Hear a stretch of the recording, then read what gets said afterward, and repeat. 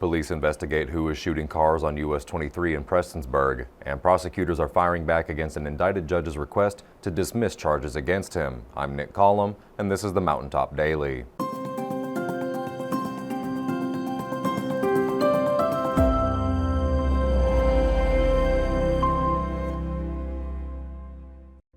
Over the weekend, at least 5 motorists traveling US 23 in Prestonsburg were shocked when their cars came under fire. Today, Prestonsburg police identified the suspects behind the shootings. Sheldon spoke with the chief to find out all the details.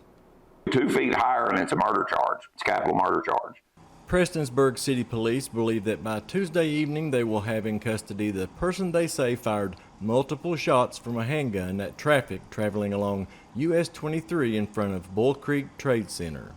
At this point, we have identified the individuals involved and the individual who did discharge the weapon towards traffic on Friday evening.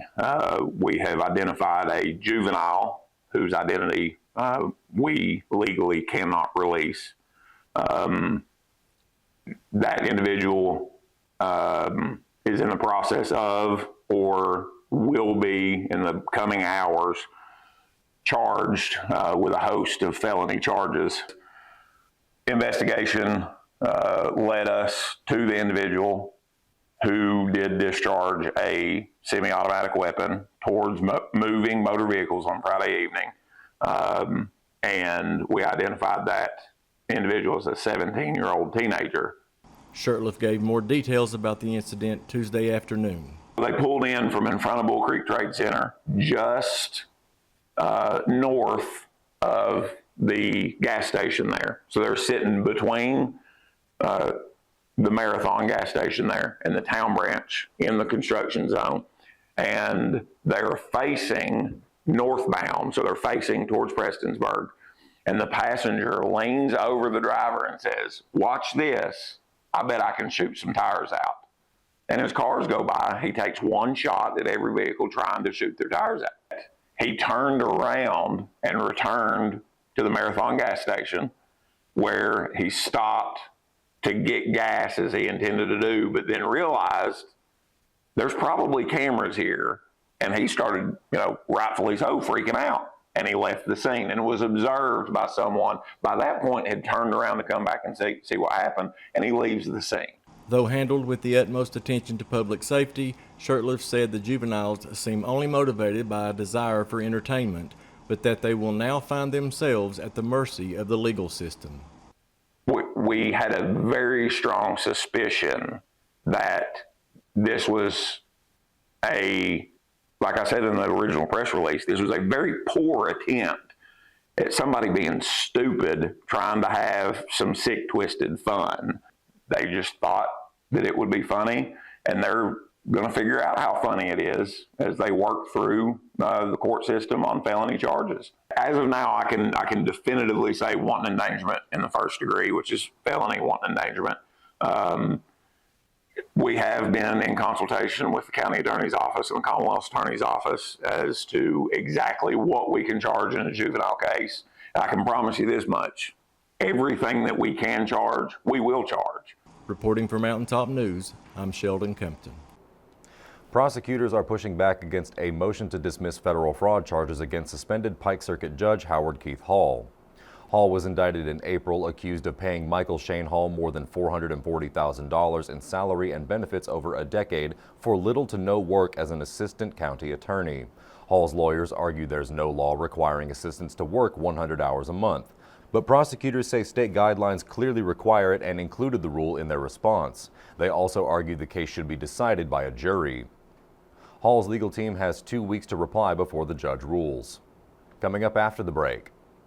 The city of Pikeville today unveiled its latest addition to a public art project. We'll take you there when the Mountaintop Daily continues, but first, sports and weather. With this Mountaintop Sports Report for Tuesday, I'm Brittany Rowe reporting.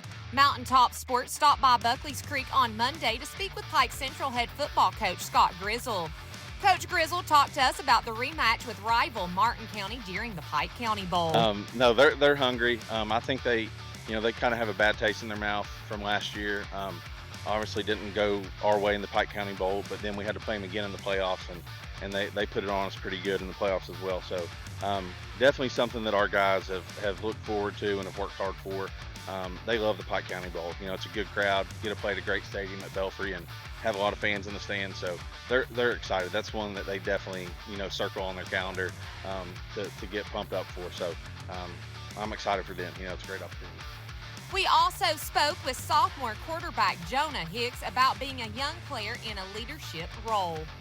Well, being a leader, it means a lot to me because it means they believed in me from last season. It carried over. I just hope I can do what they want me to do and provide for them and be the best teammate I can. I want to put it all in God's hands and hope we have a good season. For the latest area high school and college sports news, remember to check us out at mountain-topsports.com or like and follow us on Facebook, X, and TikTok. Reporting for Mountain Top Sports, I'm Brittany Rowe. Have a great Tuesday, sports fans.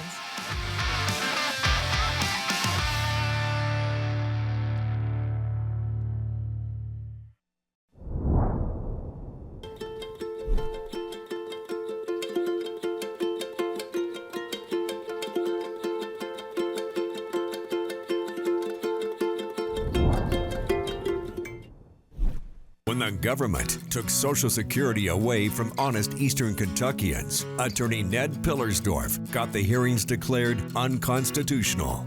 When the women guards were harassed at Little Sandy Jail, Ned fought back, securing a $1 million verdict at trial. And when the state tried to shut down Cordia School, Ned fought back and kept the school open. Attorney Ned Pillersdorf fights for the underdog, and he's ready to fight for you. It's that time again to save big and score huge savings on our back-to-school bundle. Come into Appalachian Wireless today to see how you can save over $1,000 when you pair your favorite devices. Because the more you pair, the more you save. It's a deal that lets you gear up the entire family for school while saving big in the process. Stop in today at one of your favorite Appalachian Wireless retail locations or visit us at AppalachianWireless.com to learn how you can help your student get back to school ready. Hurry! Offer ends August 31st or while supplies last. Because we are you, we are Appalachian Wireless. Over the last few years, downtown Pikeville has installed a number of bear statues as part of a public art project. And today they unveiled their latest bear outside the Pikeville Police Station. Robin takes us to the unveiling and tells us about who the bear honors. First responders, civilians, and city officials gathered at the Pikeville Police Station today to unveil the city's 24th Artisan Bear, a tribute to two great police officers. He is truly one of the most powerful and personal sculptures that we have had the privilege to introduce. He is dressed in an authentic Class A Pikeville Police Department uniform and will wear badge number 111. Buster serves as a tribute to two extraordinary men, Officer Scotty Hamilton and former Chief Eugene Buster Edmonds. These men represented everything that public service should be: bravery, leadership, compassion, and unwavering dedication to our community. With this sculpture, we not only honor their memory, but also the values they stood for. The creation of Buster the Bear was a team effort, with police officers having a say in how his uniform should look and what details should be included. So there's a lot of symbols that this shows for the community, that not only are we unwavering in the support and the dedication of protecting this city, but it's going to linking that with the community itself, because look at how many people are here to support us, and we are so thankful for that support. So this is just a way that shows that we are intertwined within the community that we serve. Buster the Bear will live in the lobby of the Pikeville City Police Station, where people are welcome to come get a picture with him. Reporting from Mountaintop News, I'm Robin Tillman.